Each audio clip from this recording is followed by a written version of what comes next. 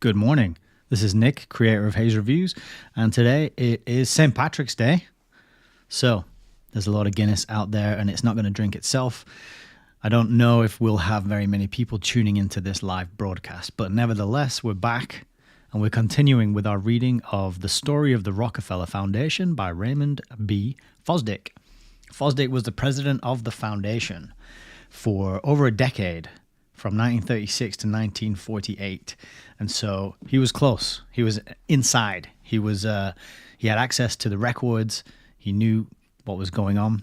And in this kind of fascinating account, we're going to hear straight from the horse's mouth what this foundation were up to. Because we hear a lot of other stuff from a variety of truth researchers and alternative media presenters and content creators. We hear a lot about this foundation, but let's find out what they were actually up to in their own words. So welcome. Very happy to have you here if you're watching live or on the replay. If you're live, let me know the sound is coming through. And hello, let me know if the video is coming through. That would also be very helpful. So we polished off chapters 2 and 3 on the last live stream. And there we learned about how the legal battle that was going on to get the foundation set up in the first place. And there was a huge public backlash. It sounds like the Rockefellers were not very popular in their time, and the public were onto them and really scrutinizing every move and trying to just prevent them from carrying out their malpractice and their monopoly and their money, profit, wealth hoarding for themselves. And so we read about how they structured the foundation and to make sure that and the rules that they put in place to allow it to happen. And so there was a big public conversation at the time about what was this foundation for. And of course, they were saying that it was for benefiting the public and helping improve the lives of everybody across the world. But people had their suspicions, and they recognized that actually there was probably a more sinister or ulterior motive. So I was speculating that given the time that this foundation was set up, perhaps there was some foreknowledge on the part of the Rockefellers about the incoming imminent world war. And maybe this was a mechanism by which they could store their wealth and keep it protected and keep it away from being dragged into anything war related.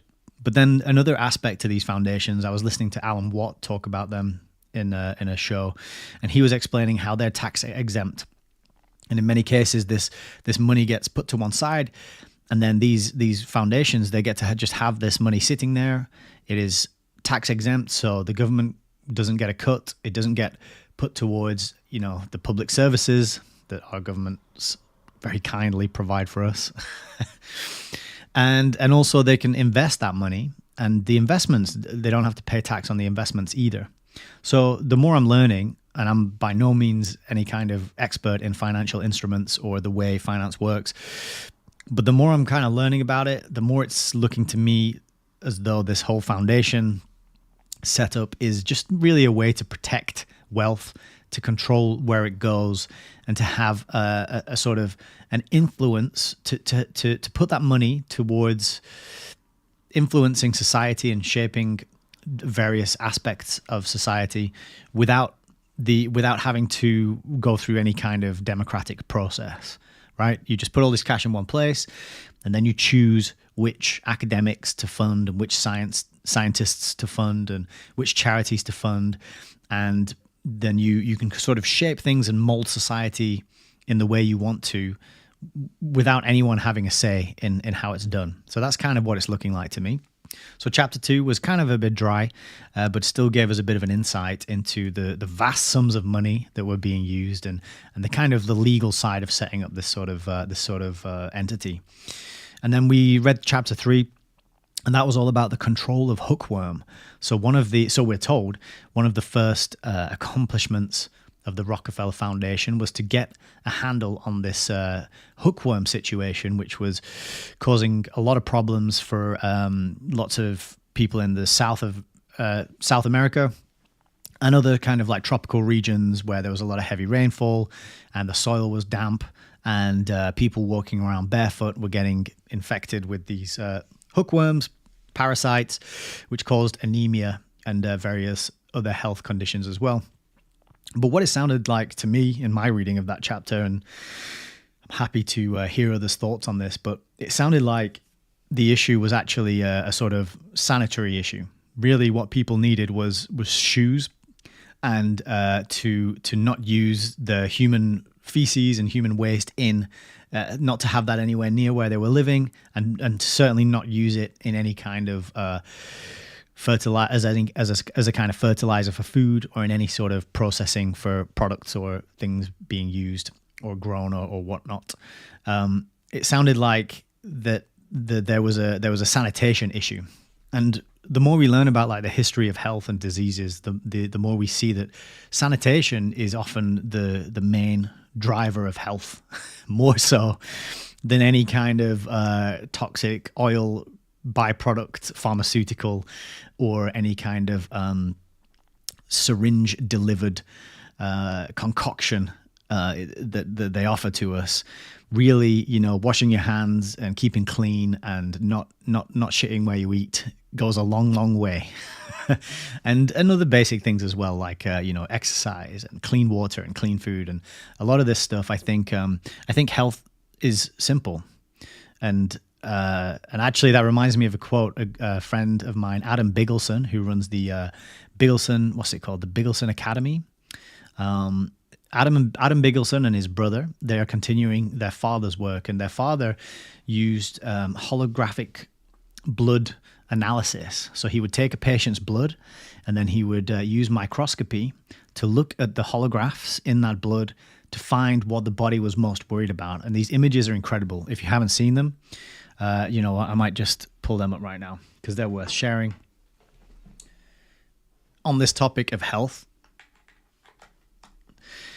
he was looking at blood through this microscope and finding these holographic images in the blood, and these images show things like I don't know, like broken shoulders, and they show different parts of the body, which reveal what the body's worried about, and so it can be treated immediately.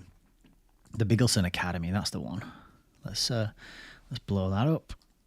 And we'll move this over here. This was totally unplanned, but something to be aware of for sure. All right, so this is the Bigelson Academy, and you can see they've got a little pop-up here where you can get a free ebook, see the messages within you. So already they're giving you some value and helping you understand and helping you learn about this incredible paradigm-shifting reality that blew my mind. And I've talked to Adam a number of times, and he's a fantastic guy, very personable. He's a fellow musician. In fact, he had a ringtone on his phone, which is "Smooth Criminal" by Alien Ant Farm, and they were the first rock band I ever went to see, and they were one of my favorite bands as a teenager. Alien Ant Farm as well, what a fantastic title for a band, right? When we think about the human farm that we live on, is it aliens that are farming us? Ooh, I don't know. But Alien Ant Farm, they're a good American band. I was on a call with Adam Bigelson once, and his phone started ringing, and I was just like, dude, that's my song.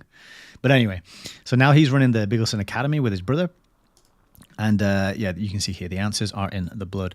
Now, if I'm not mistaken, we can get down here and have a look at some of the pictures as an example of what he's managed to see by looking in the blood. So you can have a conversation with Adam. You can go to the University of Terrain. They've got books for sale. And I think these are written by his father, Harvey Bigelson. Some testimonials down there as well. Let's see, where's going to be the best place to look at some of these pictures? Let's go for more. Here we go, photo gallery. So on the left you've got pictures of blood, and then on the right you've got the sort of part of the body that that the blood is showing it is concerned about, and the injury or the insult to the body that it's trying to heal. And look at that as well. What do you think that is? That's a picture in the blood. So this one here is a head and a neck, and that's where the pain and the injury was. So there's a picture of a spine in the blood. There's a picture of a spine on the right. And it's a smiley face. So obviously that person was very healthy. What is that? That's a heart, I think. It looks like a heart to me. So here you go, like a knee joint. Not sure about that one. That kind of looks like another knee joint to me as well. But incredible stuff. Anyway, very, very interesting and fascinating. And I think I can't even remember how I got onto the Biggelson Academy now. my tangent and my rant. But we were talking about the Rockefeller Foundation and their sort of claiming of the paradigm of health that we now live in, when there's other paradigms out there, such as the holographic blood. And that was why I was mentioning it, because Adam says that his father, Harvey Biggelson, who kind of pioneered this method, he had a saying which was that health is simple, humans are complicated. And I love that. And it really stuck with me, and now I'm telling you, and I hope it'll stick with you. And I think there's a lot, it seems like a simple thing to say on the surface, but I think it's very, very true. I think people tend to overcomplicate health, and I think this is by design. I think we've been sold a very dodgy bill of goods when it comes to health, what it means to be healthy, what it takes to stay healthy. We've been told we need all these lotions and potions and all this expensive equipment.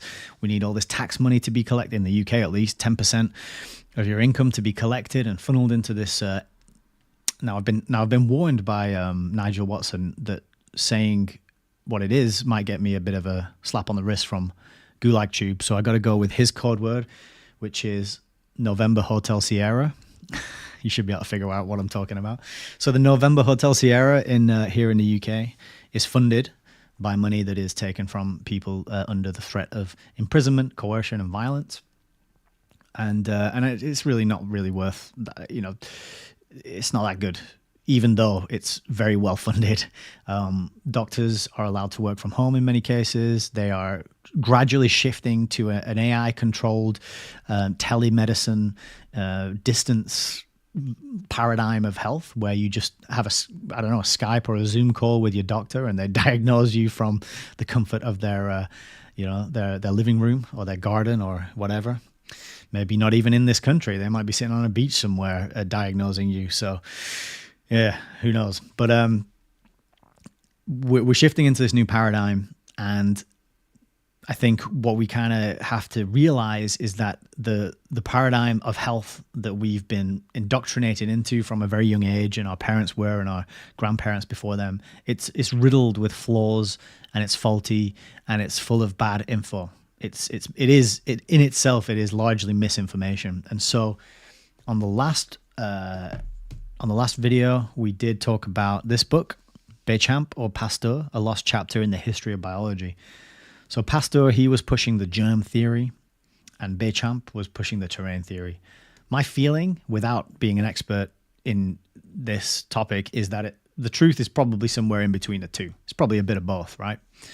And so I mentioned that just because what we're learning about in this book, the Rockefeller Foundation, is really how this faulty medical paradigm, the allopathic system, the germ theory of health came to be. How it was set up, how it was established, how it was very well funded, and it was planned from the start, and it was from the start intended to be a global paradigm, and we've seen that happen. And so Fosdick's already told us in this book that Rockefeller the people from the Rockefeller Foundation went over to China, or was it John? It might have been John D. Rockefeller himself. He went over to China, and he was like, okay, we can invest in China, but the main thing we need to do is to invest in medicine. And people would probably know that the Chinese system of medicine, totally different to the Western allopathic style of medicine.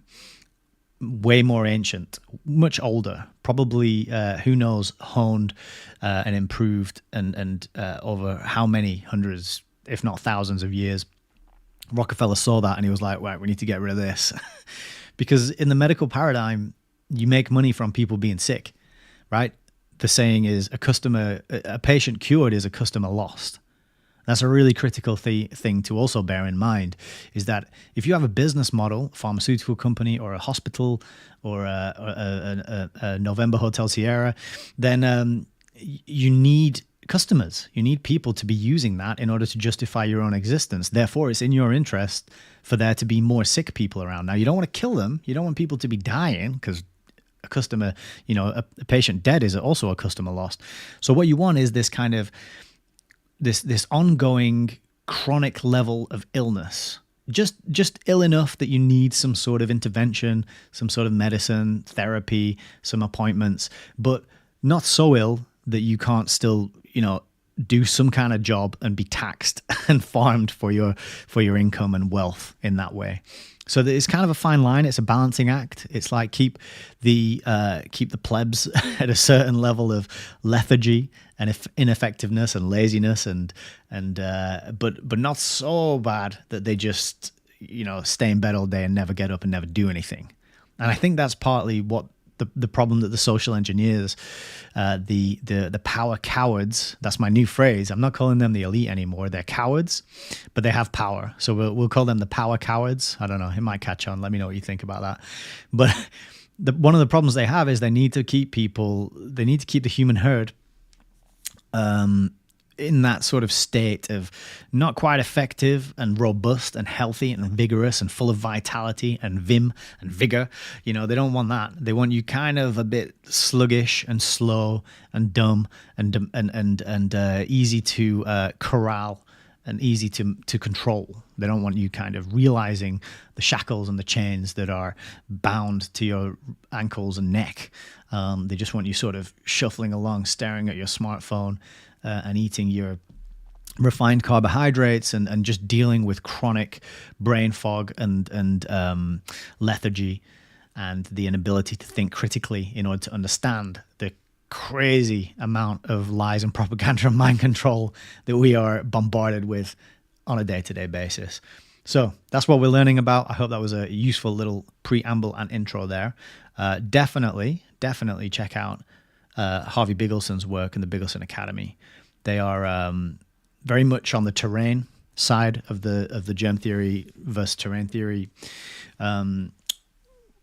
discussion. But Adam, he's a great guy. I can't say enough about him. He's wonderful. So hope that was useful. Let's have a little look and see if we got people in the chat. We do. Richard, Gwen, LJ. Hello. LJ saying, good morning from a wet south of England again. Yeah. Yesterday here in the Northwest, we had blinding sunshine. I was up on the ladders. I was scrubbing my father's motorhome, just getting all the gunk off the top. They're getting it ready to go and travel. Blinding sunshine, beautiful blue clear skies. Then spraying. And by the afternoon, it was raining and cold. And I wished I had a coat with me because I was walking around getting... yeah, it's just nasty. So, but at least we got each other, and that's good. It's nice and warm in this chat room and on this live stream. So, yeah, it's been, but it is getting warmer. Gwen just said at least the temperatures are up. Yeah, I can kind of feel spring. It's just right there. It's right there, just ready to burst through, and I can hear the bird song, and I can see some of the plants and the foliage coming back now. And so, we're on the cusp. We're on the edge. We're about to tip into the good weather and hopefully some just nice seasons ahead. A bit of warmth, a bit of vitamin D. I think will do us all good. Speaking of health.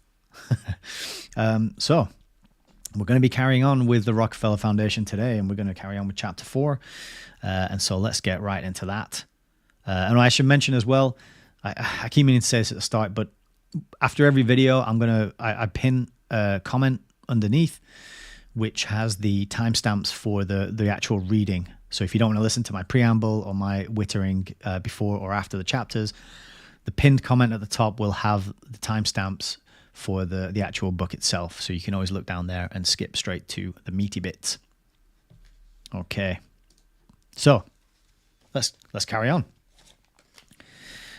We've got chapter 4 today, the broadening program in public health. When, in 1923, Wycliffe Rose resigned from the directorship of the International Health Board to assume the presidency of the General Education Board and of the newly created International Education Board, the lines of development in the Foundation's health work had been firmly established. Effective campaigns against particular diseases like hookworm, malaria, and yellow fever had been launched on a worldwide front. The support of national, state, and rural health organizations was being rapidly developed, and the creation of schools of hygiene for the training of public health personnel was well underway. In its major outlines, this was the general pattern that was to govern the health work of the Foundation for the next 25 years. So this kind of reminds me of Cecil Rhodes, and how in his last will and testament, or some versions of his last will and testament, he bequeathed his massive fortune, his ill-gotten gains, to the formation of a secret society which would work to bring America back into the fold and under the control of the British Empire. And he stated that, and he used the word secret society, and that was published by William T. Stead. This sounds like a similar thing. It's almost like John J.D. Rockefeller Sr. Left all this money and bequeathed it for the formation of public health personnel being trained and the national, state, and rural health organizations. So it's kind of whereas Cecil Rhodes left his money to the furthering of the British Empire, Rockefeller left his money to the co-opting and building of this allopathic medical paradigm that we now find ourselves tormented by and our loved ones being brutalized by. So that's the kind of parallel that I'm drawing in my mind. Rose was succeeded by Colonel Frederick F. Russell, who had been in charge of the Division of Laboratories and Infectious Disease of the Surgeon General's Office of the United States Army. A thoroughly trained laboratory scientist, a scholar whose life had been spent in preventive medicine, he brought to task an intimate technical knowledge of the various projects which the International Health Board was undertaking. A warm admirer and disciple of Wycliffe Rose, he adopted the ideas and techniques which had already been developed and made them his own. But Russell and Rose came from radically different surroundings. Russell had scientific experience and judgment, and he was at home in a laboratory. Rose was a philosopher with brilliant administrative gifts and a hard core of practical sense. Now, just a quick throwback here. In, I think it was the first chapter, we were learning about the different people who J.D. Rockefeller brought on board to help build and run this. And I forget if it was Rose, it might not have been Rose, but one of them, there was 3 guys mentioned, and one of them was such a high level of genius that he failed to become a plumber. He couldn't pass and couldn't figure out plumbing. And so he had to go on to the running of an international charitable foundation instead, because he was just too smart, too intelligent for plumbing. I can't remember if it was Rose or a different guy, but anyway. One thing that is clear, that we get a lot of this fawning, adulatory language to describe them. They're all brilliant administrative, has brilliant administrative gifts and hardcore practical sense, and they're all these almost like superhuman supermen people with no flaws, just loyal and dedicated and intelligent and generous and kind and with high levels of integrity. And it's a bit much, to be honest. It's very, very sort of one-sided and blatantly so. He's not even trying to hide it. Anyway, it was natural, therefore, that while the outlines of the program of the International Health Board remained much the same, certain emphases should be shifted. In Rose's opinion, medical science had far outstripped its application. What was needed, therefore, in combating disease was to employ the facts already at hand. In hookworm, the remedy was not only known, but its efficacy in field work had already been demonstrated by Dr. Stiles. In malaria, the mosquito carrier had been identified years before. And there remained the practical task of finding economical means either to destroy it or to protect people from its bite. Similarly, in yellow fever, Reed had discovered the guilty mosquito, and Gorgas in Havana and Panama had traced out what seemed to be the epidemiology of the disease. The immediate concern, therefore, was to extend the scope of the campaign. And just as a quick side note on epidemiology, that is also, it seems to me that the widespread use and acceptance of epidemiology is largely due to the efforts of the Rockefeller Foundation as well. And I don't think it's a particularly reliable or good way to gather data and to make decisions. There was a simplicity about Rose's approach to his problems which Russell did not share. To be sure, Rose was concerned with research, but at this stage of his thinking, his interest was at the practical rather than at the fundamental level. Thus, Vincent, writing to Dr. Cole of the Rockefeller Institute in 1918, used these words to describe the line of demarcation between the Institute and the International Health Board. Quote, "It is the function of the Institute through research to provide the scientific knowledge of a given disease. The task of the International Health Board is to apply this knowledge in the field. While this latter work has research phases, these have to do with practical procedure rather than with fundamental inquiry." Russell was not content with this point of view. He did not believe that the field aspects and the fundamental research aspects of an offensive against a particular disease could be split between two organizations. He held unwaveringly to the point that of equal importance with the application of knowledge was a search for new knowledge, and that in any campaign against a disease, the two columns had to move forward together. As early as 1925, he stated his philosophy in these words, quote, "At first glance, it would seem a simple matter merely to distribute widely from the vast stores of scientific facts produced by the laboratories of the world.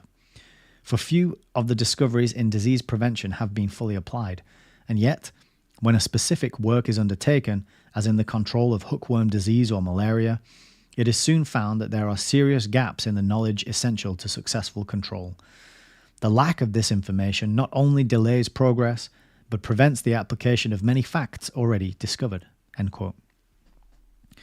Russell's emphasis, therefore, was increasingly placed on laboratory research, an emphasis which ultimately led not only to the creation of a base laboratory in New York as an organic part of the International Health Board, but to the development of field research on a scale such as Rose never contemplated. Even Vincent, who earlier had supported Rose's point of view, changed his mind. His last public report, written before his retirement as president in 1929, contained these words, quote, "The Rockefeller Foundation, even in the attempt to apply existing knowledge to the protection of the public health, is forced into seeking further facts about the nature of certain diseases. Thus opens a vista of research in preventive medicine and hygiene." End quote. This new emphasis had a profound influence on the health work of the foundation. The laboratory in New York, which utilized part of the buildings of the Rockefeller Institute, became a pivotal point in the far-flung program.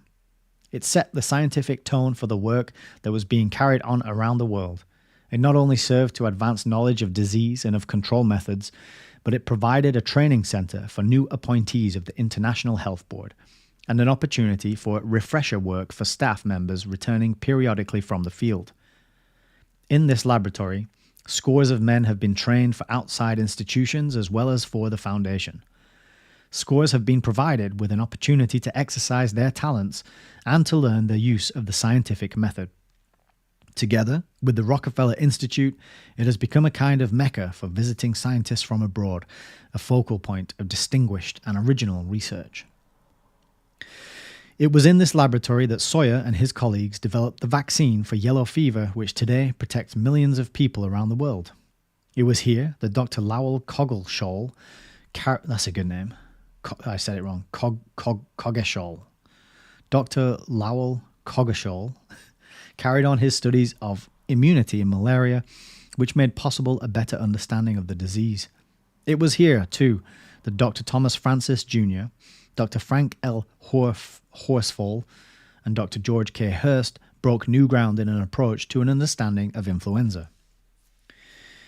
Similarly, research, often of an outstanding character, has been carried on in this laboratory in typhus, syphilis, yaws, streptococcal infections, rachitic diseases, and other maladies which afflict mankind around the world.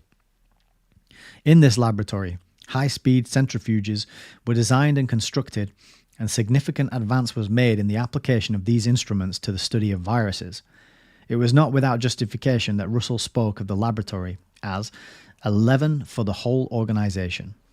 And when Sawyer, who had been the first head of the laboratory, succeeded Russell in 1935 as director of the International Health Board, which had now been rechristened as the International Health Division, fresh impetus was given to this new development. 2. During these years of wide-ranging activity, the International Health Division continued to be the one branch of the Foundation that carried on its work largely through its own personnel. It is true that it often appropriated funds to other organizations and research agencies to spend or administer, but its principal activities were handled by its own large staff of doctors, investigators, sanitary engineers, statisticians, and technicians who were assigned on a great variety of tasks to nearly every country in the world. So this is the spreading of this paradigm globally.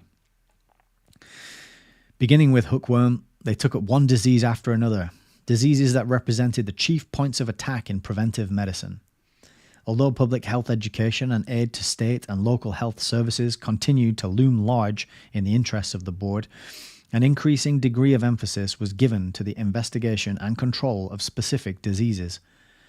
Rose initiated the program with his work in hookworm, malaria, and yellow fever. His successors added to the list a score of diseases that represent the principal hazards in public health. This activity spanned more than a quarter of a century, with ramifying consequences around the world. Experience developed a method that seemed to give maximum results. Sorry, I just paused there because the way I'm seeing this now is that this work, this effort, these guys, what they're doing, they're laying the foundation for the Big C event of 2020 to be accepted by the most amount of people in the world.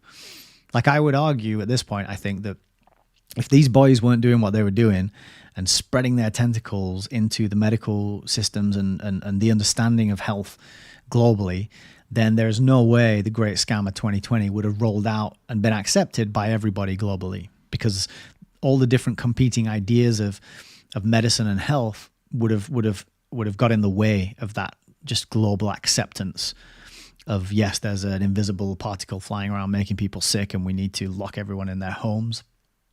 So that's why in the last reading I was calling it the Divok Foundation, because they are literally laying the foundations to make Divok possible all those decades later, which gives you an idea of the kind of scale. And I'm not saying back then at this time they had the plan for Divok, although, I wouldn't put it past them. But they are thinking on a very long-term scale. They're thinking intergenerationally, 10, 30, 50, 100 years out with their plans and schemes. And you can kind of study history to see how things fit together and how things were put into place brick by brick over time. And that's kind of what we're getting from this book, I think.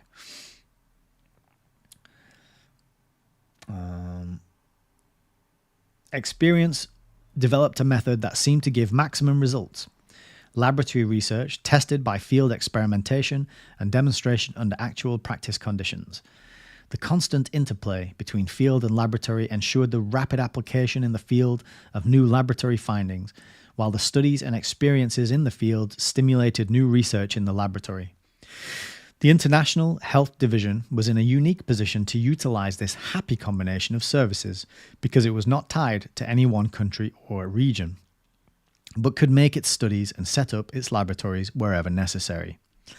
Consequently, its work in specific diseases was undertaken under the most favorable conditions imaginable, and with results in terms of success and failure and of the various stages in between that are outlined in the necessarily brief paragraphs that follow. Malaria. Next to yellow fever, the Rockefeller Foundation, through the International Health Division, has devoted a larger proportion of its resources to malaria than to any other single disease. A mosquito-borne malady, malaria affects millions of people in tropical, subtropical, and even temperate regions around the world. It is so widespread that the aggregate of the deaths directly and indirectly attributable to it is colossal. If it were a single mosquito that was responsible for malaria, the problem would be greatly simplified. But an entire subfamily of mosquitoes, the Anophelines, is involved, of which at least 25 species, varying greatly in peculiarities and habits, have at one place or another been found to be the transmitters of the disease. Consequently, the control of malaria is a specialized problem from country to country, and methods of control which have proved effective in one locality may be useless when tried in another. As stated in the previous chapter, Rose's original approach to the disease had been from the economic angle. He wanted to make sure that malaria could be controlled, quote, at costs which the average community could afford, end quote. His studies, therefore, began in a humble way in oiling some ponds in Crossett, Arkansas, and in a village in Mississippi. Within 6 years, the International Health Board was cooperating in malaria demonstrations in 52 towns located in 10 southern states. And the experiments had clearly demonstrated, quote, that by simple anti-mosquito measures, malaria can be controlled in the average small town at a cost well within the means of the community, end quote. In 1921, this malaria program began to cross national boundaries, first to Nicaragua, then to Brazil, then in a rapidly extending line that ran through practically every malarious region in the world, touching all the continents and many of the islands of the seas.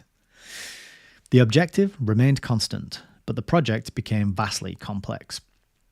As the need developed for skilled personnel in malaria control, the Foundation aided in establishing and maintaining schools and training stations in malariology located at many strategic points, all the way from Leesburg, Georgia to Athens and Karachi. Scores of fellowships were given, both in the United States and abroad, to train men for malaria posts. The Foundation also supported the preparation of lectures and textbooks, from primers in a score of native languages to a recent 2-volume malariology of 1,600 pages. Sound administrative principles and workable organizations had to be established, and thus governments, national, state, and local, were aided in setting up malaria control divisions, many of which, as in Italy and Portugal, have had outstanding success. So it's also kind of sounding to me like they're looking for that thing that is affecting that is a problem globally, so that they can roll their efforts out globally. And I don't think everything they did was bad. I'm not saying they're total evil, psychopathic bad guys out to harm people. They would have had to have done some good things in order to have spread their tentacles as far as they did. But it's clear that they're looking for that thing that, you know, with the hookworm, it's like, well, we got to go everywhere in the world to deal with this because it's such a widespread problem. Same with malaria as well. They're focusing on those international health conditions rather than just improving the health and the well-being of the people at home. No, they're going further afield. They're going off to other countries. They're wanting to spread it globally and extend that reach and that influence much further afield than just America. It soon became obvious that the control of malaria had to be based on a wider knowledge of the epidemiology of the disease. The Foundation therefore undertook extensive studies of the natural history of Anopheles mosquitoes in many parts of the world. It was found, for example, that where in the United States the Anopheles responsible for most of the malaria breeds in ponds, marshes, and quiet waters, in the Philippines the only Anopheles that transmits malaria develops in rapidly flowing foothill streams. In Trinidad, the malaria mosquito breeds in water that collects in the broad leaves of a plant growing in trees. It was discovered, too, that certain varieties of Anopheles are harmless because they feed on animals rather than on human beings, or because they have developed other habits. The type of research carried on with great success by malariologists like Dr. Samuel T. Darling in Georgia and Dr. Louis W. Hackett in Italy has pointed the way to a more accurately focused control of the offending mosquitoes. Oh, Chi. Good morning, sir. I hope you're very well out there. Thank you for joining us. Good to see you.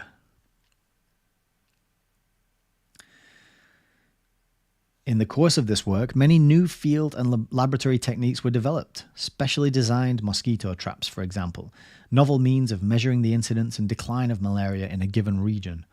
methods by which Anopheles can be bred under artificial conditions in a laboratory, thus making possible the study of its entire life cycle. The employment of fish in the control of malarial waters, the use of Paris green for the destruction of larvae, the wholesale attack with insecticides by sanitary inspectors and search brigades. These were contributions that grew out of long years of research. In recent years, of course, the development of DDT has provided a weapon of incomparable value to malariologists, and the Foundation has made wide and successful use of it in places like Greece and Sardinia. DDT?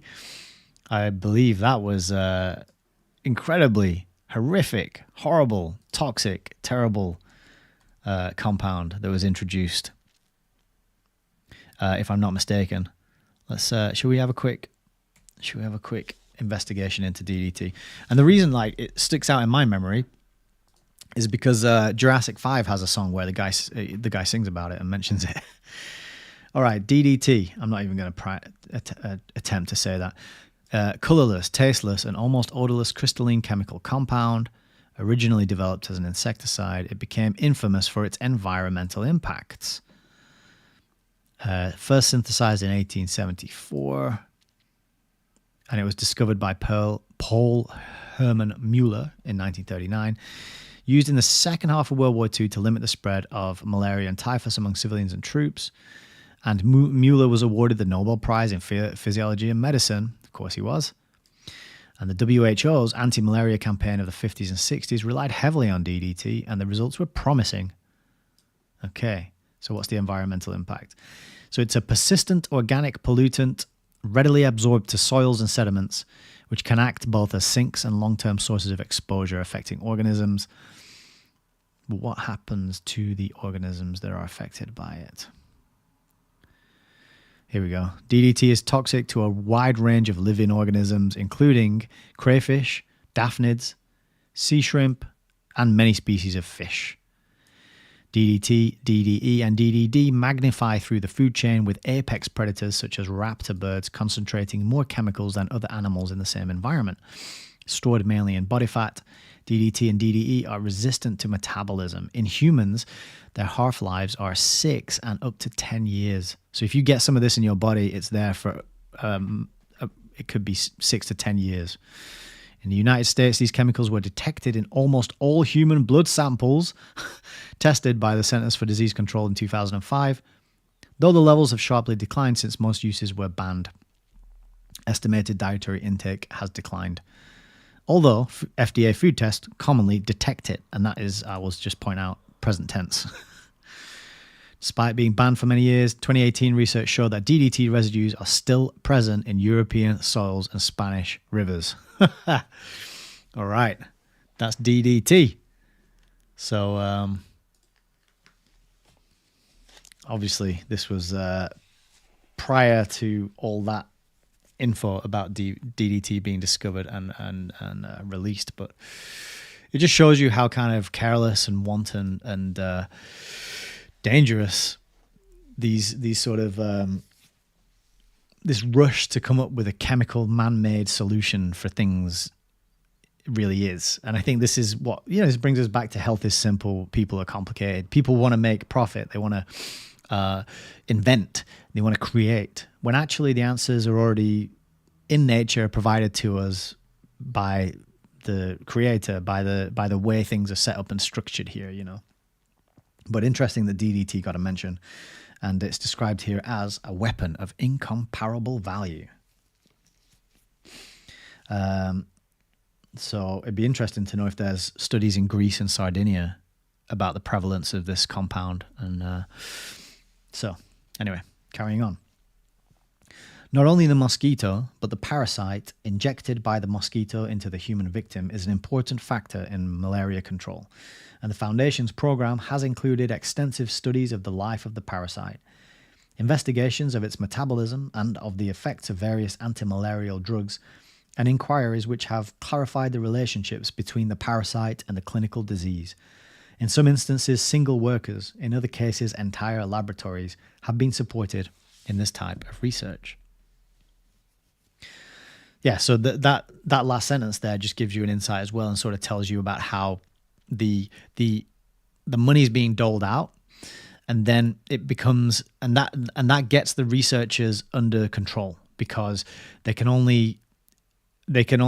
funding's only available for certain avenues of research. Okay, so they're not pouring money into understanding holographic blood, for example, right? They're not pouring money into chiropractor or these other more or grounding or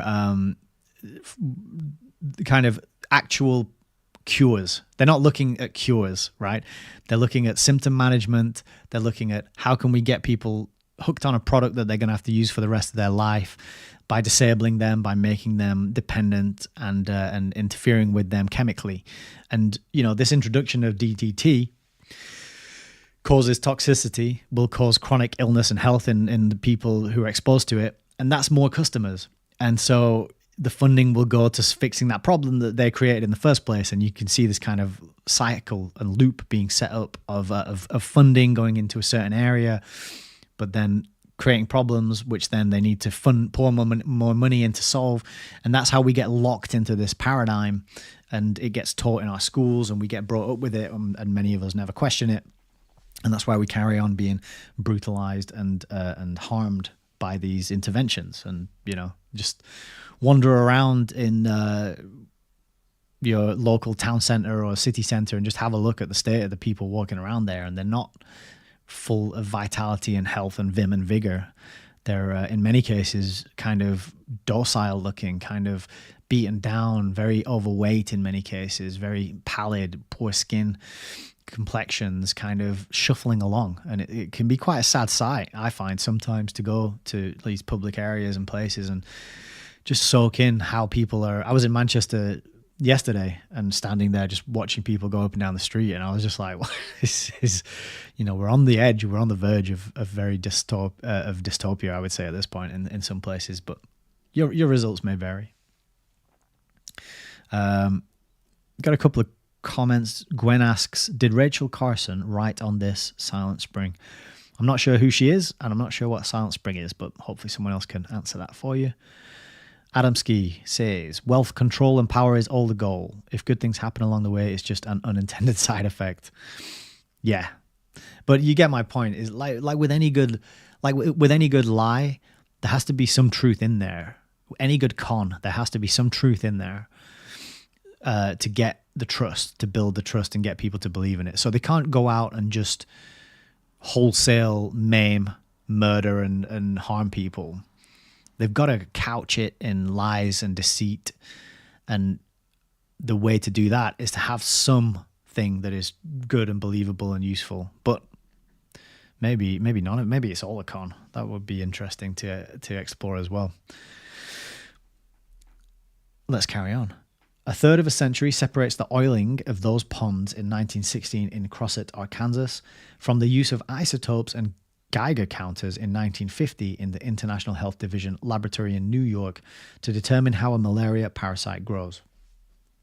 During this period, malaria has all but vanished from the United States, Italy, Sardinia, Cyprus, and Greece, and it is rapidly being subdued in Venezuela, British Guiana, Brazil, and many other areas. Indeed, in the United States, it is now difficult to find enough cases for clinical observation in our medical schools. Many factors and many agencies have contributed to this result. That the Foundation has played an influential part in this development can scarcely be questioned. Typhus.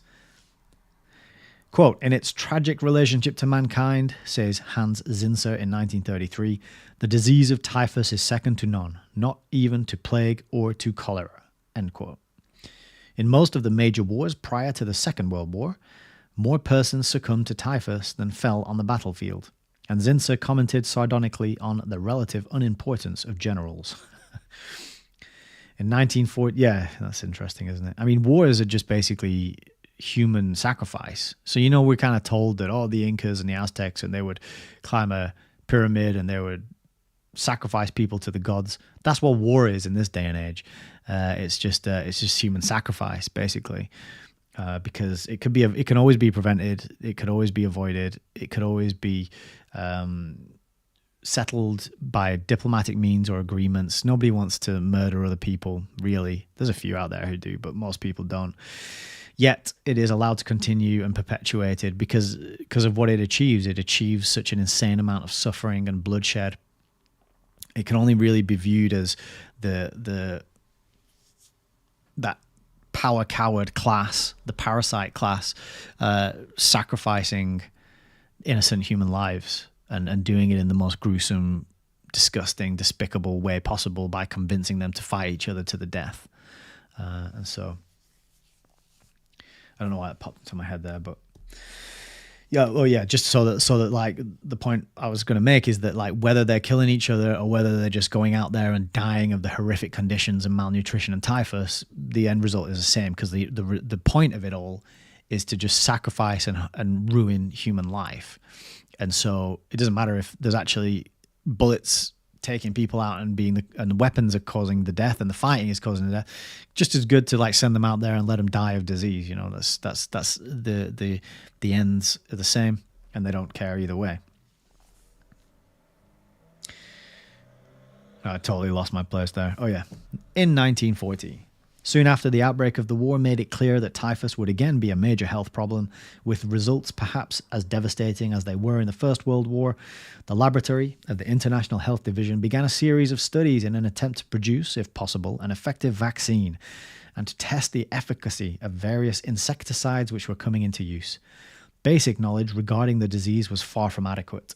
It was known, of course, that it was spread from person to person by means of the body louse, and that it developed rapidly when people were crowded together under insanitary conditions and when there was a heavy louse infestation. But how best to control or eradicate louse breeding was not understood, nor was there any reliable method of immunization.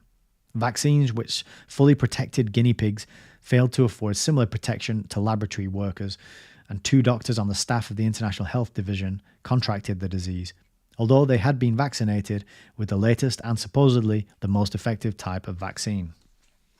Quoting from a book, don't cancel the video, but it suggests that right here, the old Vinjections are not weren't any good back then. The lack of an experimental animal which would equal man in its susceptibility to typhus, and in which the disease could be reproduced as it occurs in human beings, led the Foundation in 1942 to switch its main attack to the carrier of disease, the body louse. A louse laboratory was opened on the east side of New York. A stock of lice was obtained from a Bowery casualty who had just been admitted to Bellevue's alcoholic ward, and research was begun on 2 problems. First, the long-range task of unraveling the biology of the louse, and second, the more immediate question of devising quick and effective means of killing the insects and thus preventing infestation. And so this is where the germ theory versus terrain theory comes in. Why not focus instead on the terrain? What is it about, the conditions and the humans in those conditions that is making these lice, allowing them to breed, and attack it from that point of view, and like I was saying, sanitary conditions, and go make the terrain uninhabitable for these creatures, rather than how do we kill the creatures? And they always couch it in terms of war and fighting and battles, and like the war on drugs, the war on terror, we got the war on Divok. It's always a battle and a fight, and I think that war paradigm is another kind of mental mind virus that's put on us, where everything has to be a battle and a fight and a war and a competition to the death, and they kind of roll that one out time and time and again and again and again. The second problem progressed in a gratifyingly successful manner.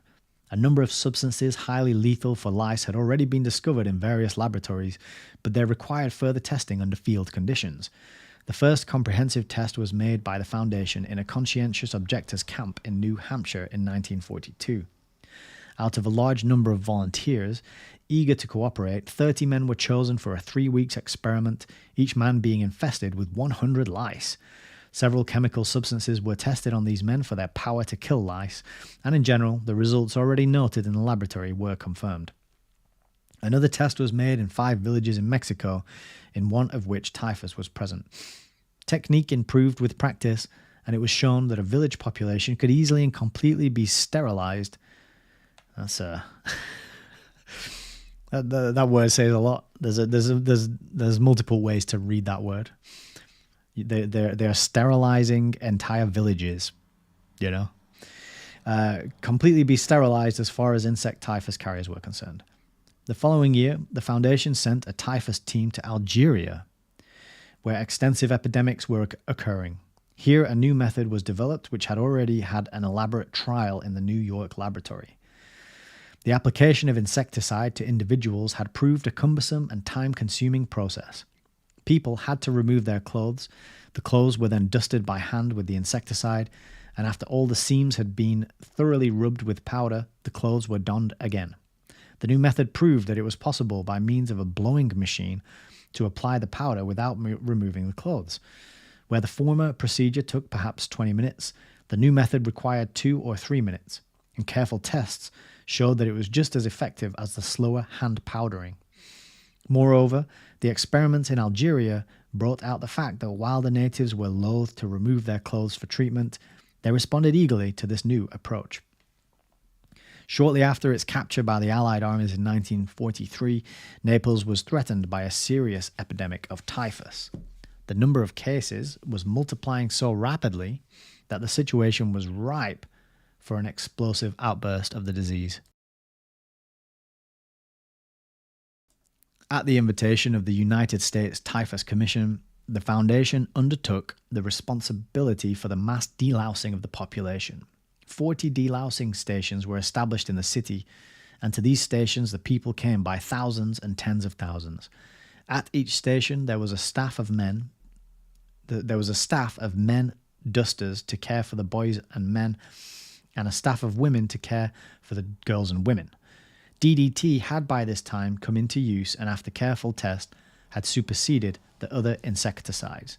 The powder was applied directly by compressed air guns, which forced it up trousers and skirts, down sleeves, into collars, seams, tucks, and folds, wherever the insect or its eggs might cling.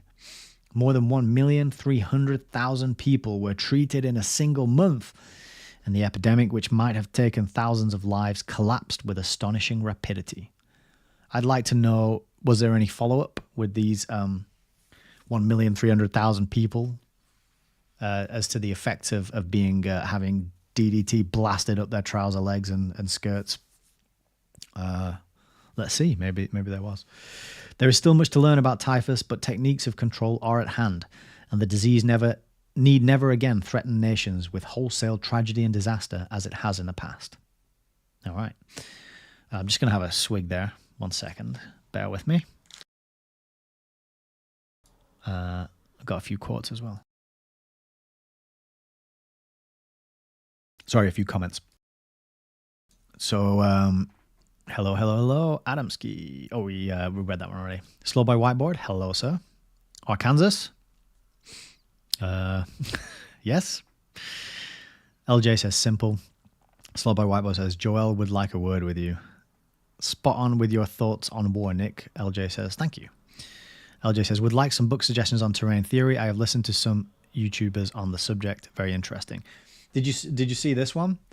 It's probably a good place to start. Bechamp Pasteur. This is Ethel D. Hume, and we had a look in the last video that this is actually originally published in 1923. So this, when I first heard about German terrain, I was like, what? This discussion is 100 years old and I've only just heard about it. So that gives you an insight into the control of information flow that we're living under. People have been questioning the germ paradigm of disease for over 100 years at this point. It's bonkers. All right, now we're on to influenza and the common cold. In 1933, and we know that they haven't solved this one, although it did disappear a couple of years ago, didn't it? Yes, it did. In 1933, English scientists succeeded in isolating the causative agent of an epidemic of influenza, proving definitively that it was due to a filterable virus. This virus had come to be known as influenza A. 3 years later, I'm actually impressed that it mentioned isolating and filtering. because that was the whole issue and question during the Big C event of 2020, wasn't it? It was like, well, this particle hasn't been isolated. It hasn't been filtered out from all the other gunk.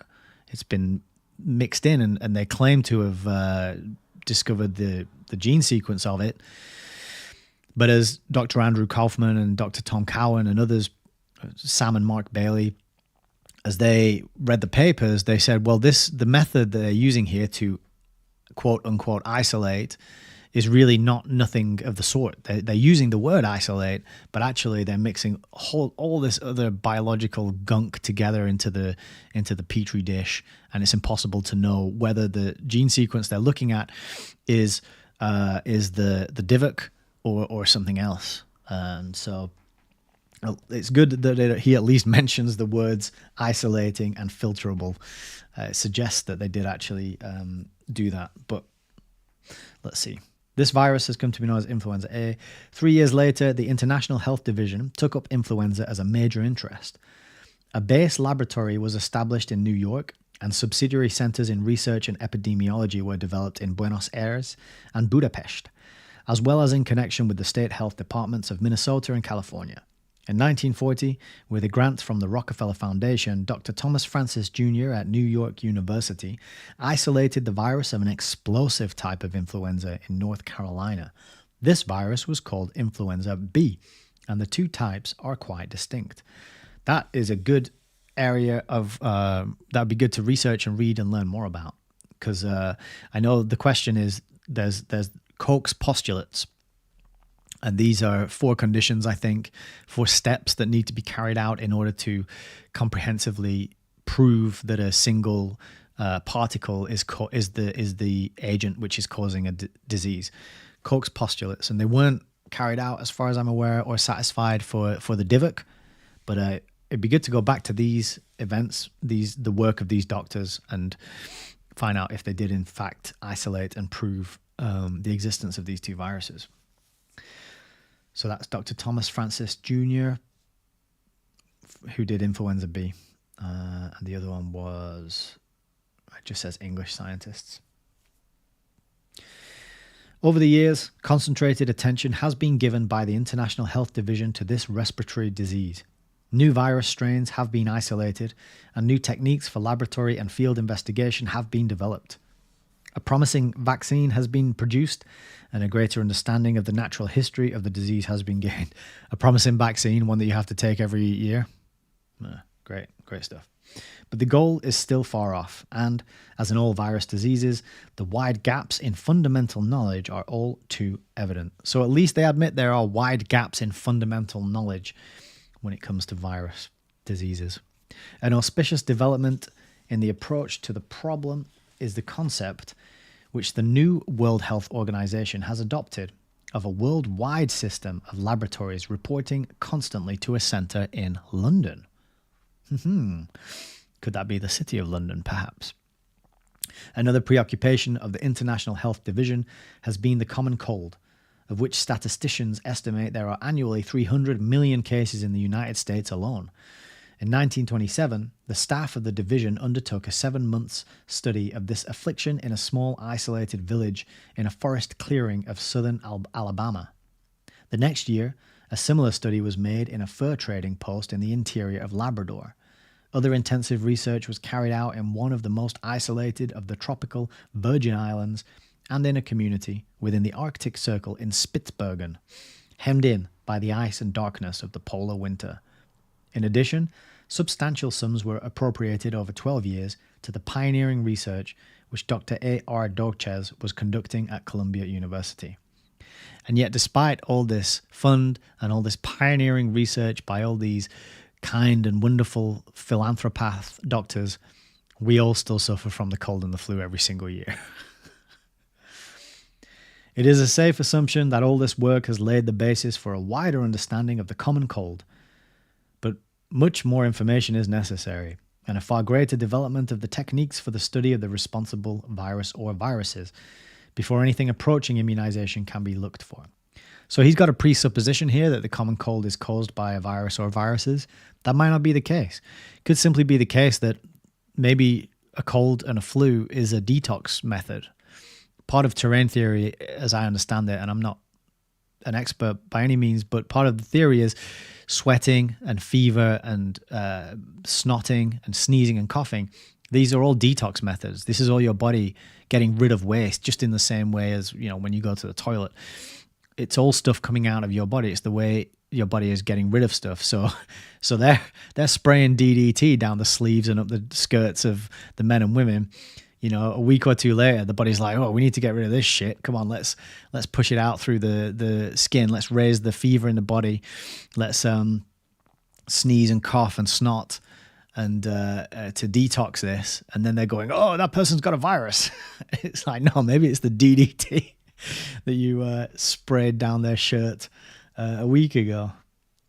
So I think, I don't know, it's just interesting that they've got the presupposition that it's caused by a virus baked in. But that could be because of the work we just read about with regards to influenza A and B.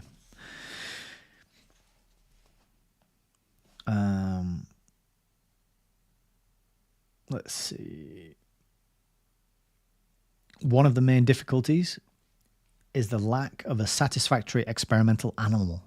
The only creature known to be susceptible, aside from man, is the chimpanzee, and experimentation is cumbersome and expensive. Yeah, nothing about the morality there. It's just, it's a bit pricey to do that. Tuberculosis. Mention has already been made of the Tuberculosis Commission, which the Foundation sent to France in 1917, and of the system of tuberculosis dispensaries, which was established throughout that war-torn country. Training facilities for visiting nurses were created, and graduate instruction for physicians in diagnosis and treatment was provided on a wide scale. During the period of cooperation between the Foundation and the French government, which lasted until 1925, the number of tuberculosis dispensaries increased from 22 to 600, and the number of hospital beds for patients from 8,000 to 30,000. Okay. This work, however, was largely confined to the application of existing knowledge, and when Colonel Russell assumed the leadership of the International Health Division, he began to think of tuberculosis in terms of basic research. There is so much about this disease we do not know, he said. In 1928, therefore, the Foundation, with Dr. Eugene L. Opie as a special advisor, began a broad investigation of tuberculosis. Field studies in the epidemiology of the disease were undertaken in New York City, Philadelphia, Alabama, Tennessee, on the islands of Jamaica and Puerto Rico, and in Austria. Surveys were made in both rural and urban areas. Thousands of persons were given the tuberculin test, and many of these were also examined by X-ray. Mobile X-ray diagnostic units were developed for use particularly in rural areas. The aim of the investigation was threefold. First, to collect information concerning the character of the disease and the incidence of its various manifestations. Second, to determine how the disease spreads and what the conditions are that modify its transmission. And third, upon the basis of the information thus acquired, to devise preventive measures adapted to local conditions. In general terms, it was established that tuberculosis is spread, in large part, by long drawn-out family or household contact, in which the disease is slowly transmitted from one generation to the next. Incidence of the disease was found to be much higher in urban than in rural populations, particularly in areas where people were living in crowded, insanitary quarters. So there's the sanitation issue again. Observations indicated that in proportion to those suffering from clinically manifest tuberculosis and known to be ill, X-ray examinations revealed an approximately equal number of persons who seemed to be well, but who had relatively advanced pulmonary lesions of tuberculosis. The occurrence and slow progression of these lesions, not disclosed by symptoms or physical signs, are important aspects in the epidemiology of the disease. These studies also revealed that tuberculosis is a particularly grave problem for the Negro. It more frequently pursues a fatal course in the Negro race, and the average annual death rate in Negro persons exposed to the disease is from 3 to 5 times higher than in white persons. Oh, didn't know that. In close cooperation with Dr. Opie's laboratory at Cornell, field trials of a heat-killed tubercle bacillus vaccine were undertaken in Jamaica. Every time, isn't it? Every single time. Over a period of approximately 10 years, experience showed that on a particular mental hospital, tuberculosis attack and death rates were significantly lowered among the immunized group. The vaccine was also tried out in groups of the general populations, but with inconclusive results. I guess when you've got a hammer, every problem is a nail. And by hammer, I mean vaccine. Dr. Simon Flexner used to say that tuberculosis was a dirt disease that would disappear as civilization cleaned itself up. Certainly, its incidence in the United States has sharply declined in recent years. Better economic conditions, better housing, more abundant supply and utilization of foods, wider recreational facilities, and less overcrowding have undoubtedly contributed to this result. One second. What a weird thing to say, utilization of foods. Doesn't that seem like a very strange phrase? It's like, because immediately what popped into my mind is like, utilizing food for what? To what ends? To dumb down a population, to keep them sick and docile, to improve, utilization of food. It just seems a strange phraseology to me. I don't know what you think, but utilization. You would think they'd talk about nutrition or vitamins and minerals and the organic nature of the food, but nope, none of that. We got to utilize the food. And less overcrowding have undoubtedly contributed to this result, but there is still much to be learned about the disease, and it will remain a public health hazard until we say so. No, it will remain a public health hazard until science discovers a specific cure for it and a thoroughly reliable means of personal immunization against it. Okay, a couple of quotes. Why did they not treat the clothing separately? Yeah. I think some people didn't want to take their clothes off, LJ. And colds are more prevalent now because we're exposed to more toxins than days gone by. Yeah, it seems obvious to me that that's the case. We've got plastic clothes. We've got all sorts of chemicals in our households. We've got, not to mention the EMF. So that reminds me actually of another book, probably worth mentioning. Well, I'll give you two for one. So another one worth looking into is The Invisible Rainbow, A History of Electricity and Life. And this one is, I haven't read this one, full disclosure, but this one I think Mark Passio mentioned, David Icke mentioned. And the idea is that with every massive upgrade in the electrical systems that we are using has been correlated with some sort of pandemic outbreak.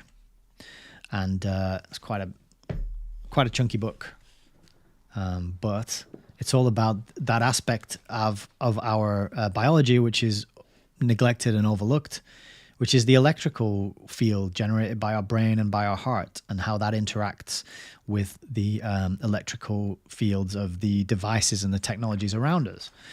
So that is one to look into for sure.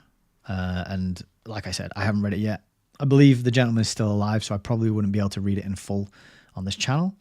But there's another good one to get into and be aware of at least.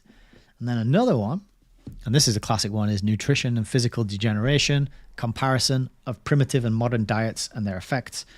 So this is a Weston Price. He was a dentist, and he went off around the world to look at the teeth of various tribal people and various nationalities, and to discover the effects of diet on the health of teeth and gums, right?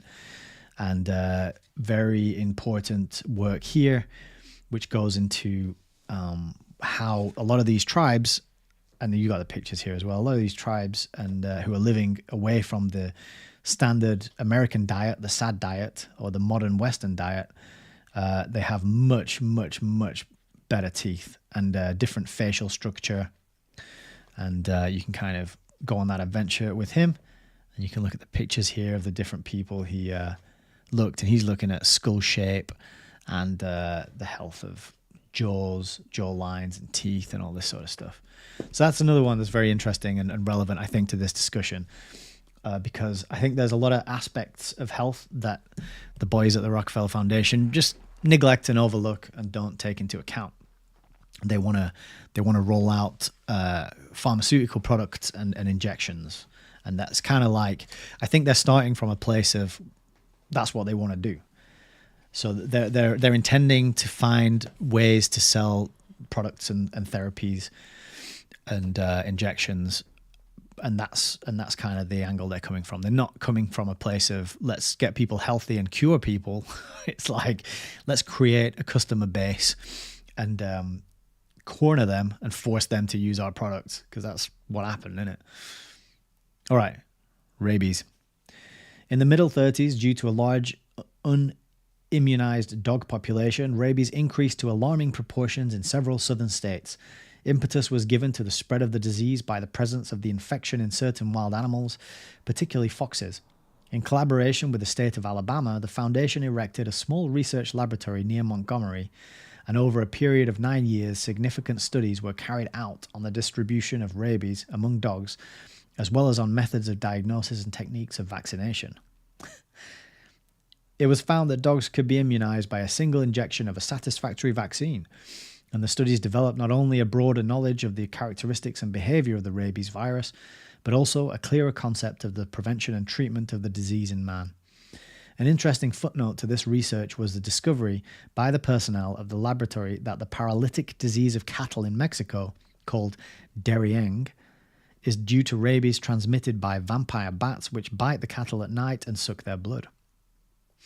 The influence of this novel rabies laboratory has been fairly extensive, and community-controlled programs can now be based upon more adequate information. Yaws. This is a dread disease which is widespread throughout the tropics. It's highly contagious, is contracted in childhood, and cripples and disfigures its victims. Although the causative agent is known, its epidemiology is not clearly understood. Over the years, the Foundation has carried on studies in this disease in Samoa, Puerto Rico, and Jamaica, combining laboratory research with extensive field surveys. As a result, an effective method of treatment has been developed, and the possibilities of controlling the disease have been satisfactorily demonstrated. Schistosomiasis. A serious health problem in Egypt is schistosomiasis, a disease caused by the liver fluke, a small organism carried by certain species of snails living in the canals of irrigated lands. The research of this disease undertaken by the Foundation involved extensive study of snails and snail habits. Snails were grown under satisfactory conditions for examination, and untreated water from the Nile was employed in the laboratory in one aspect of the research. It was discovered that the only feasible method of reducing the incidence of the disease was by a vigorously conducted canal clearance campaign. As a result, an economically practicable method was devised by which the waterways could be systematically cleaned in order to rid them of the offending animal. So again, that's almost terrain, but rather than being the terrain of our body, it's the terrain of the environment that we live in. Clean that up, improve the standards of hygiene and sanitation, and then we'll be healthier. 3. Space is lacking in which to describe in any detail the ramifications of this attack on specific diseases. Scarlet fever, with Romania as the principal center of field study, anemia in Puerto Rico, amoebic dysentery in Tennessee, undulant fever in France, Oroya fever in Peru, syphilis in many countries, with laboratory research centered at Johns Hopkins, dengue fever in Guam, Saipan, Samoa, Fiji, and the Marshall and Gilbert Islands. Nutritional studies. Oh, finally, they're actually considering nutrition. In Mexico, Canada, England, France, Spain, and in various parts of the United States, these are samples of the wide-ranging activities of the International Health Division over a quarter of a century. Sometimes the results of the work were largely negative. In infective jaundice, for example, no susceptible laboratory animal could be found, and the research was abandoned. In other instances, particularly in some of the virus diseases, progress lagged because it was dependent on an advance in knowledge which had not yet been made. But by and large, it can be said with no danger of exaggeration that this global concept of the attack on disease not only introduced a new method and a new type of strategy, but added materially to the controls by which human ailments are progressively circumscribed. So it kind of sounds like they're just going around the world, they're finding people who are sick and ill, and they're just experimenting on them, and animals too. They're just finding that opportunity to try out injections, basically, in a lot of cases. And as it says here, in the case of virus diseases, not making that much progress because it was dependent on an advance in knowledge which had not yet been made. Could that advance be viruses don't exist? Maybe. I'm not saying either way. Like I said, I think it's somewhere in between the germ and the terrain theory. The truth is usually in the middle of these kind of divisive either or questions that are given to us. All right. And again, attack on disease. We have to attack it. It's a war. During the quarter of a century since Rose relinquished his leadership of the International Health Division, the other projects which he set in motion have been vigorously expanded and developed. Around the world, an investment has been made in men, ideas, buildings, and equipment. The education of doctors and scientists for public health work has been forwarded by liberal support of many postgraduate schools of hygiene of university grade. Public health nurses have been trained on a global scale in institutions from Toronto and Johns Hopkins to Bangkok and Peking. National and local health departments in 68 countries have been strengthened with equipment and essential services. The work has been pioneering in spirit, sound in principle, and practical in purpose. In recent years, under the leadership of Dr. George K. Strode, who succeeded Dr. Sawyer, the International Health Division has given attention to the problem of the economics and sociology of medical care. How can the burden of illness be equitably spread? Good health is as essential to the community as to the individual, and there should be no economic barrier to adequate medical services.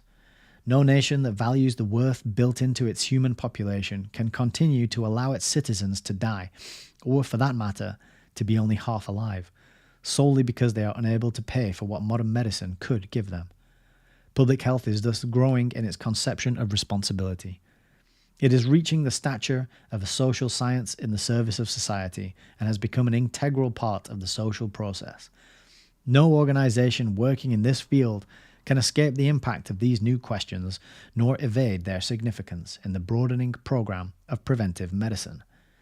Effectiveness cannot be measured by money, and the amount of dollars spent in advancing the multifarious projects described in the preceding pages is by no means an indication of their merit.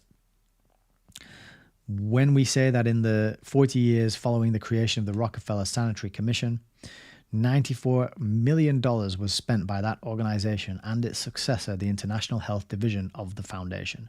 For public health around the world, we do not use the figure to gauge the results.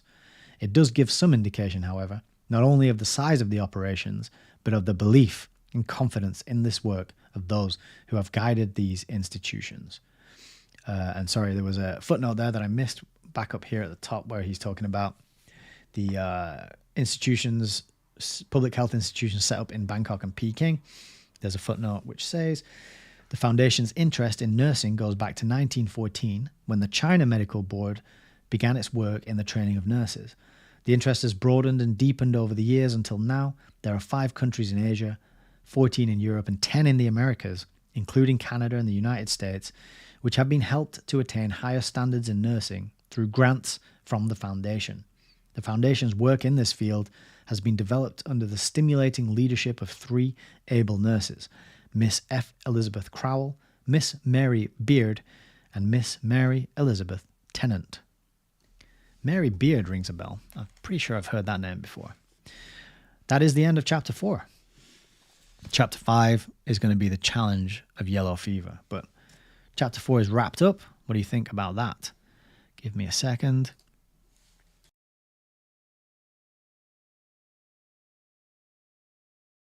So I think we can see them, like I mentioned, laying that foundation and laying the foundation. Pun unintended there, but they're putting in the worldview and the paradigm from which the global DIVOC event could be launched and accepted by the most amount of people. Not only accepted, but also reinforced and perpetrated by people who think they're doing well, people who are working in the health system, in the allopathic system, believe that they are serving humanity and they're making lives better and they are improving health and conditions because they're trained and taught to regurgitate the information that they learn in their training. And as we know, our schooling system doesn't teach people to think critically, to question, to come to their own conclusions through a process of the trivium process, for example. It just teaches people to memorize facts and regurgitate them, spew them out onto a exam paper, and then they get qualified as a result and put into positions where they are influencing people's lives. And it's thanks to this foundation that this whole paradigm of treating everything with an injection, of not taking into account the terrain, of not looking at the chemical assaults on people's bodies, just always looking for that invisible little germ, that invisible little virus. And he's even admitting there that their understanding in virus diseases is lacking and doesn't work and doesn't make sense. So could that be a kind of admission that there is something faulty about this germ theory? Not an admission, but at least a hint or a clue that they were aware of it. They've got an idea and they're trying to force reality to fit this idea that tiny particles that fly around and they're not alive, but they can reproduce themselves somehow. Don't think about that one too much. But these tiny particles, they fly around and they can live on your shopping and they float around in the air and they'll go up your nose and they'll make you sick. This whole paradigm, it's like that's the view of reality and health and sickness and disease that they want to find. But that's not what they're finding. But the fact that they didn't find that just means they need more funding and more research. We need to carry out more tests so we can find the thing that we have decided we're going to find, but we just need more. Yeah, anyway, you kind of see where I'm getting at with this. So we'll just have a quick review of the chat here. LJ was saying, I read about breastfeeding and how that helps with proper jaw formation in babies. Yeah, definitely. You can change the shape of your face just by your chewing patterns and the way you eat. And breathing is another one. Nose breathing changes the structure of your face as well. And that reminds me of another good book. I've got two books actually that have just popped into my memory. I'll have to show you them on Amazon because I actually don't have a copy of these. But there's one book called Crooked. And I really need to get hold of this one. But have a look at this. Let's see if I can just sign out a second. Then I'm not showing you private details and information. So the book is called Crooked, Man-Made Disease Explained. And check this out. Because somebody in the Autonomy community told me about this one. Crooked, Man-Made Disease Explained, the incredible story of metal, microbes, and medicine hidden within our faces. So it's all about how your face, and specifically, so we are supposed to be symmetrical, but when we have toxic buildup, it can affect the symmetry of our face, and it can cause us to be crooked, and that's why the book is called Crooked. But if you look up this book, you can find all these pictures of people that are included in the book. Okay, that was not so helpful, is it? Let's go back. Forrest Moretti, that's the writer, yeah. Oh, 404, that's not good, is it? Okay, so he's got some podcasts, got some interviews. Where are the pictures? Got home videos, about. There's the gentleman. I'm sure there was at some point on here some pictures from the book where he gives you examples of how to recognize the asymmetry in people's faces. That's kind of an example there. But I'm struggling to find it now, and I didn't have it prepared beforehand. But suffice to say, that book is another one that I think is very much worth looking into. with chapters and explanations for ADHD, allergies, asthma, autism, Alzheimer's, eczema. You know, you can see a lot of these are like chronic things, which if they continue, it props up the medical paradigm. It props up the system. It allows us to keep paying doctors and nurses and pharmaceutical companies for their products and pharmacies. And so there's a whole section of the economy propped up by this faulty paradigm, which isn't healing people. It's not curing people. And then these kind of books come along, and this is the sort of book that I imagine when you read it, you will have kind of light bulb moments of realization and understanding, and things will slot into place. Which reminds me of another book. I can't see it. Oh, I see it. So here's another one that I would wholeheartedly 100% recommend. This one blew my mind when I first read it. And this is The Gut and Psychology Syndrome, Natural Treatment for Autism, ADHD, Dyslexia, Depression, Schizophrenia. This is Dr. Natasha Campbell McBride. She is an MD, and she also has masters in neurology and a master's in nutrition. Very critically important that she's got the nutrition side of things covered. This book changed my worldview massively, and very, very awesomely it was dedicated to Nicholas, which is my name, but I'm not her son. But she's got a regenerative organic farm here in the UK, which you can go and volunteer on. And she talks all about how all disease begins in the gut. And she gives you this really detailed overview of the digestive system and how it works, and the lining of the intestines, and how fragile and thin that is. And when there's holes in that lining caused by a variety of things that we get to buy in our supermarket, then particles of food and digested food and partially digested food gets into our bloodstream. And that causes this whole issue. So if you want to heal a lot of these things, you need to focus on the intestine and the gut, and healing that gut lining and that gut wall to prevent things leaking into the blood as they're being digested. Incredibly, incredibly important book. Changed my whole understanding and paradigm of health and information and healing and nutrition. And the last one I wanted to recommend was, and this is to go back to LJ's question about terrain theory. There's a book here which is a classic, been out for quite a while. I don't have this one, so I'll have to show you again on Amazon, which I don't like to do, but it's better than nothing, isn't it? And it's this one here. It's called Goodbye Germ Theory by William P. Trebbing. And I don't know if 2006 was the original publishing date it was published. I have a feeling it came out before that. But this is Goodbye Germ Theory, Dr. William P. Trebbing. This is the 6th edition. Ending a Century of Medical Fraud and How to Protect Your Family. So that's another, I think, very important book, he says, without owning a copy himself. But I'll get one eventually, don't you worry, when my book budget refreshes on my next payday. So there you have it. That has been a pretty good chapter. I'm not going to do any more. I'm not going to read another chapter right now. Got St. Patrick's Day. Got Irish relatives to ring up and talk to, and some other stuff to do. So I think we're going to wrap it up. We'll just have a quick last view of the comments.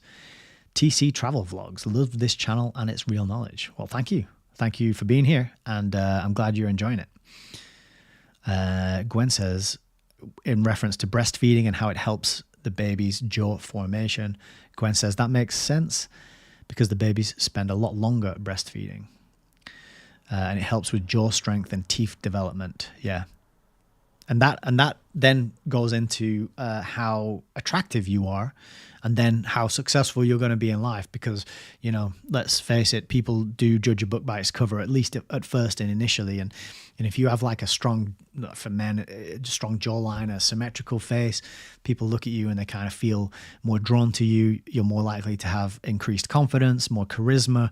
You're going to take more risks in life. You're going to be a little more outgoing and confident in yourself. Probably have a better time.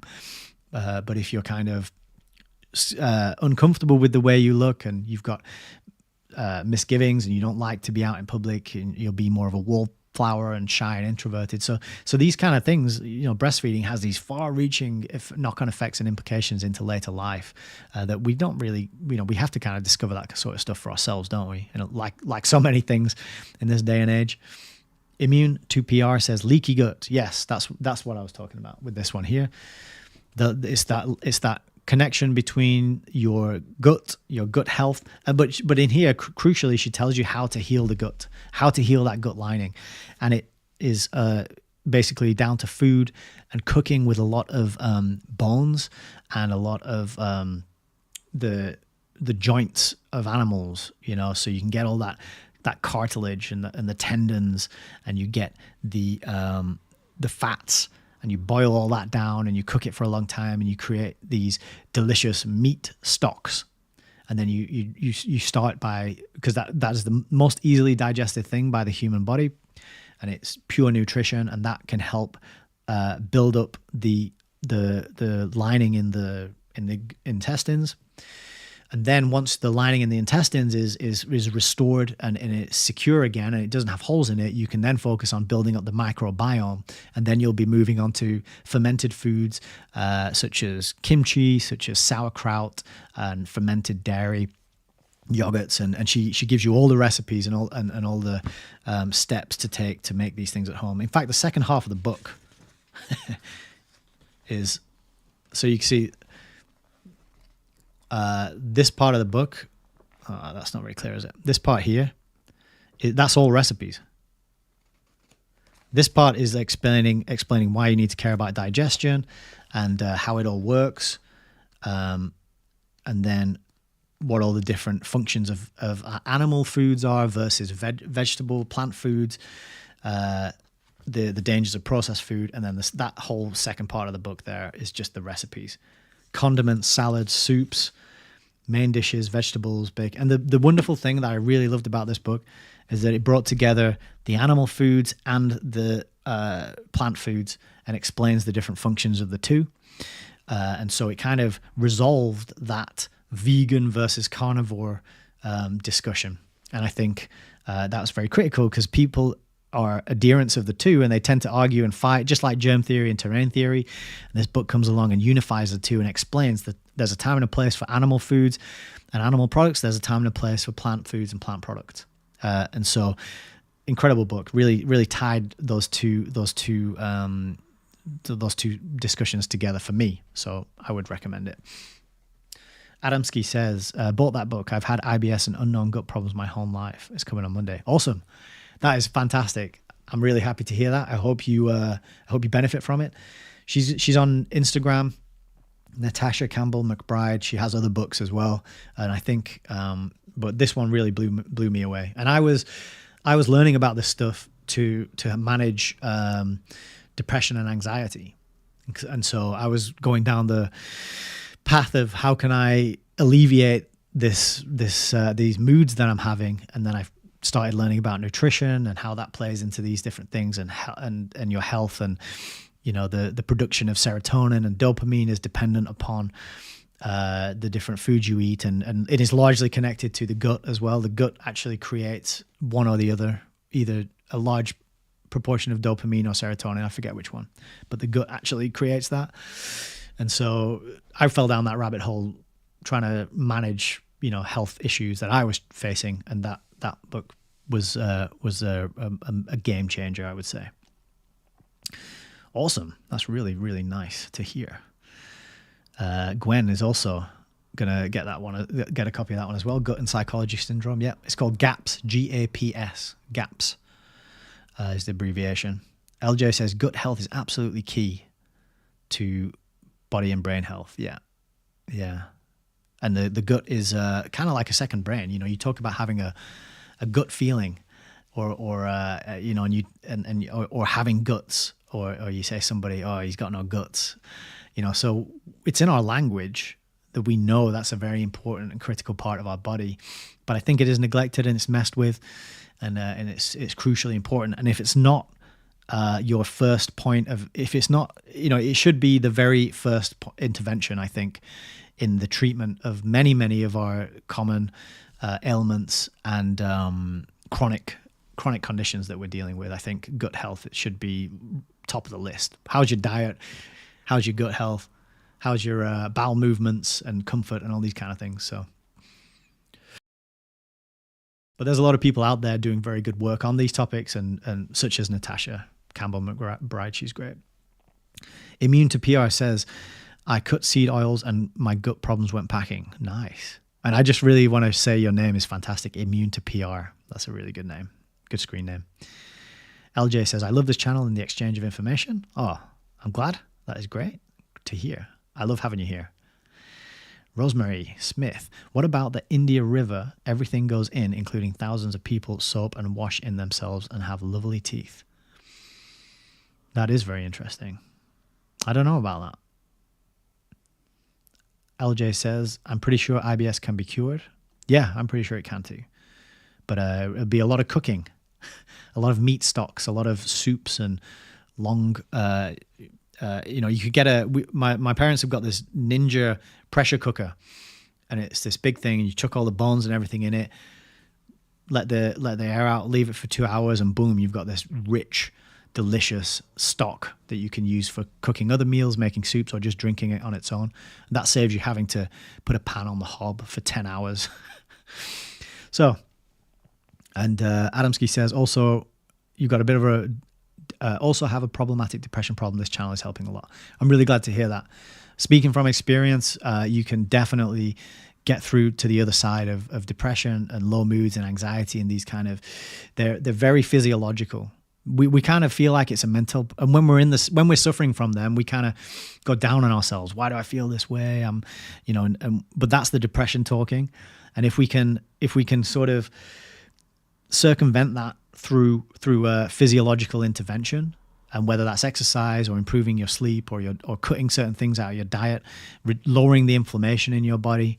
There's breath work and Wim Hof breathing and cold showers I've also done and found benefit from. These are the kind of things that work the best. Weightlifting is another good one that I should do a lot more of.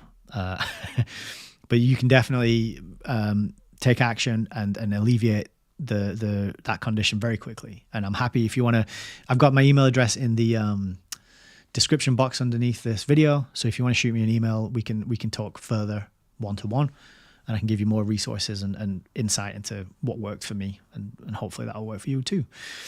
So Chi says, thank you for the great work, Nick. You're very most welcome. I think we'll wrap there. That was an interesting chapter. Next one is yellow fever. So more good stuff to come, I think. But yeah, that was a really good discussion. I hope it was helpful and useful.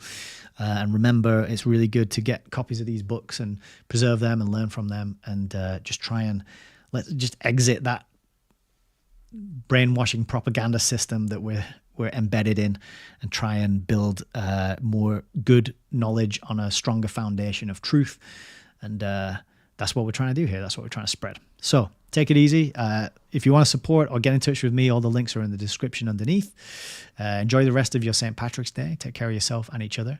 And until maybe Friday, I'll probably be live again on Friday. So until then, God bless.